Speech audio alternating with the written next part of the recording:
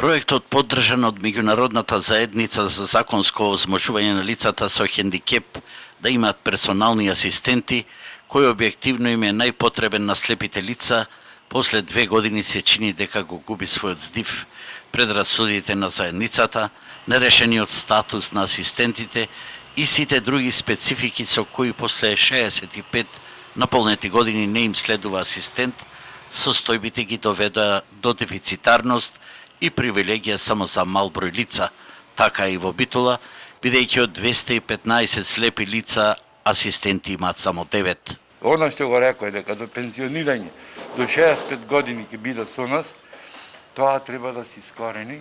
Добиваат некои минимални средства 11.000 денари, а ако земиме законски, добиваат повеќе пари.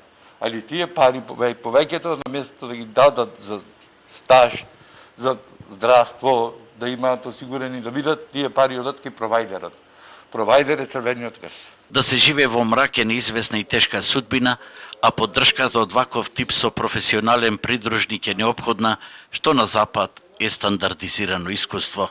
Во мрак живеа многу тешко се наоѓа придружник. Немаме личен асистент, ми е жената нон-стоп 24 сати со мене.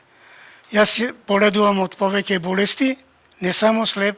Персоналните асистенти очекуваат заедницата во целост и законски да го реши нивниот статус, кој носи многу предрасуди и специфики. Проблемите е во тоа што немаме осигурување, значи немаме обезбедено работно место, иако ние се водиме како вработени.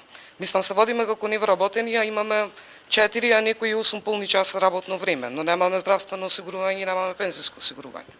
Со тоа не е загарантирана нашата иднина. Во Македонија во моментов се регистрирани над 2000 слепи лица, од кои едва и 20% имаат персонални асистенти, иако сите тоа законско право го имаат, а во Битола искористено им е само на 4,18%.